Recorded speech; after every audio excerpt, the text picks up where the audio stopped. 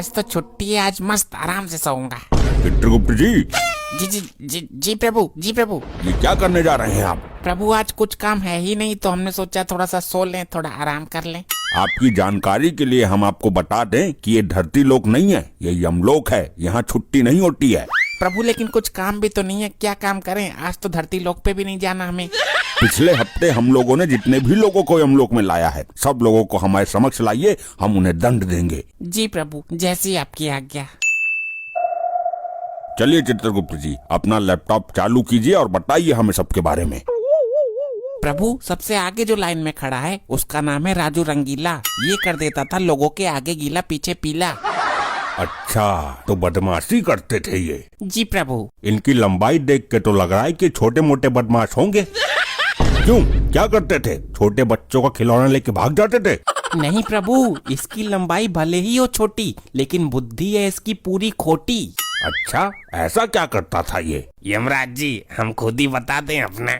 जब हम आपसे पूछेंगे तब बताइएगा, बीच में बड़बड़ करने की जरूरत नहीं है। प्रभु ये अपने गांव के लोगों को लोन दिया करता था, गाड़ी खरीदने के लिए और घर खरीदने के लिए। और जब वो लोग इसका लोन नहीं चुका पाते थे तो ये उनकी गाड़ी और उनका घर जब्त कर लिया करता था। अब आप ही बताइए यमराज जी, कोई मेरा पैसा नहीं लौटा रहा तो हम उसकी घर और गाड़ी ही हड़पेंगे ना, उसकी पूजा थोड़ी करेंगे।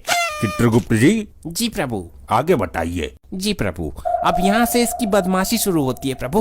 वो कैसे? जिन लोगों ने इससे गाड़ी और घर लेने के लिए लोन पे पैसे लिए, वो लोग लोन ना चुका पाए, वहीं पे ये बदमाशी करता था। अच्छा, कैसी बदमाशी? प्रभु जैसे ही लोन चुकाने की डेट आया करती थी, ये उसके 2 दिन पहले गायब हो जाता था। अच्छा, और लोन चुकाने की डेट से 4 दिन बाद वापस आया करता था। अच्छा, तो ये है शरीर छोटी लेकिन बुद्धि खोटी। आगे तो सुनिए प्रभु। बताइए। फिर जब गांव वाले इसके लोन का पैसा वापस करने आते थे तो ये बोलता था कि अब देने की तारीख निकल गई है, अब 20% इंटरेस्ट लगेगा। लेकिन लोन देने के टाइम पे ये बोलता था कि सिर्फ 5% इंटरेस्ट लगेगा। बदमाश तो बहुत ही खतरनाक था ये। और प्रभु इतना ब्याज गांव वाले दे नहीं पाते थे तो ये जाता था उनके घर और गाड़ी पे कब्जा कर लेता था। बहुत ही बुरा काम करता था ये इंसान। चित्रगुप्त जी। जी प्रभु। इसको तुरंत नर्क में भेजा जाए और गरम तेल की कढ़ाई में इसको तला जाए। और एक बात याद रहे। जी प्रभु। कढ़ाई का तेल 20% अधिक गर्म होना चाहिए ताकि इसका ब्याज का पूरा प्याज निकल जाए। जी प्रभु, जैसी आपकी आज्ञा। प्रभु हमको भी कुछ बोल लेने दीजिए। हमें फालतू बातें सुनने की आदत नहीं है, ले जाइए इसे हमारे सामने से। अगला कौन है चित्रगुप्त जी, उसके बारे में हमें बताइए। प्रभु ये जो दूसरे नंबर पे व्यक्ति खड़ा है, वैसे तो इसका नाम प्रियांशु है, लेकिन रात में ये प्रिया बन जाता है। मतलब हम समझे नहीं, क्या ये इच्छाधारी इंसान था? नहीं प्रभु, ऐसा कुछ नहीं है। ये लोगों को कंफ्यूज करता था, दिन भर अपना काम करता था और रात में लड़की की आवाज निकालकर लोगों से पैसा लूटता था। अच्छा, तो ऐसी बात है। जी प्रभु। चलिए तो प्रिया जी, हमें भी बेवकूफ बना के दिखाइए। अयो यमराज जी, आपको कोई कैसे बेवकूफ बना सकता है जी? नहीं नहीं नहीं नहीं। लेकिन हमें जानना है कि आप किस आवाज में लोगों को बेवकूफ बनाते थे। उसके लिए कोई एक मेरे से बात करने के लिए लगेगा जी। वो जो आपके पीछे व्यक्ति खड़ा है ना, उससे बात कीजिए।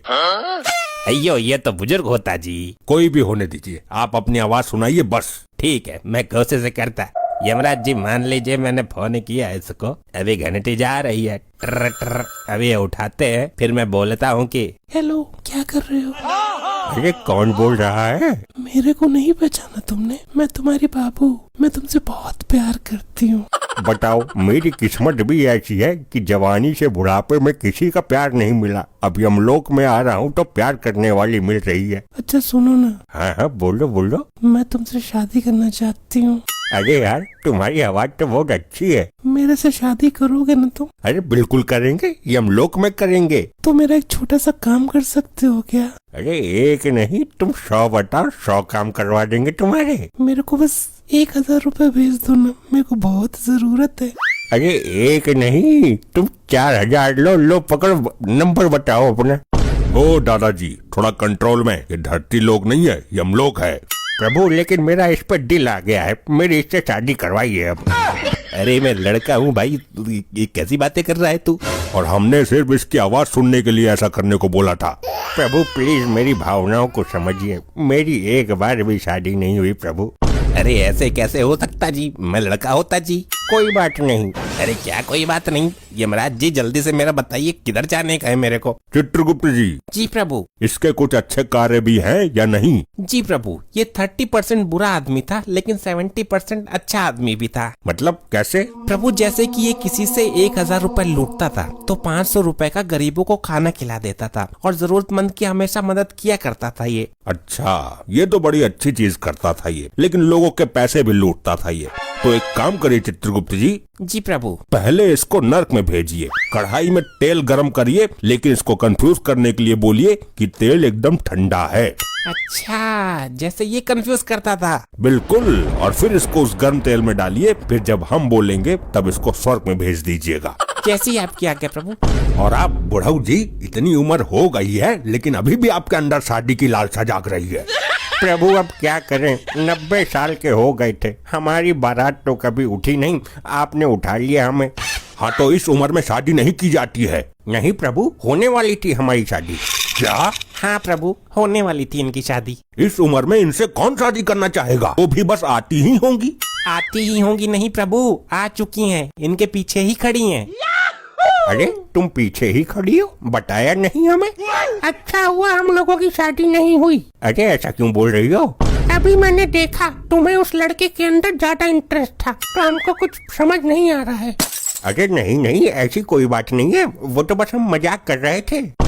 मजाक कर रहे थे, चुपचाप यहाँ खड़े रहिए। और चित्रगुप्त जी, जी प्रभु। इनके बारे में हमें विस्तार से बताइए। प्रभु जब ये जवान थे तब इनका नाम था चुल यंग। चुल यंग? चाइना में पैदा हुए थे क्या? जी प्रभु। अच्छा ठीक है। और जब ये धीरे धीरे बुढ़े हुए तब इनका नाम पड़ गया बबलू बुड्ढन। हाँ तो इन बबलू बुड्ढन जी के कारनामे बताइए हमें। प्रभु जब ये बबलू बुड्ढन जवान था तब इसने बहुत सारी शादियाँ की थी। क्या इसने बहुत सारी शादियाँ की थी? अरे ये ऐसे ही बोल रहा है, तुम इसकी बातों पर ध्यान मत दो। प्रभु करीब इसने 45 शादियाँ की और सारी औरतों के पैसे लेके ये भाग जाता था। हाँ, मैं तो मर ही जाऊंगी। अरे पहले ही मर चुकी हैं आप, अब ज्यादा टेंशन मत लीजिए। अच्छा, तो ये भी लूटपाट का मामला है? जी प्रभु। अरे नहीं प्रभु, मैंने इतनी शादियाँ नहीं की, वो लोग तो मुझे खुद ही छोड़ के चली जाती थी।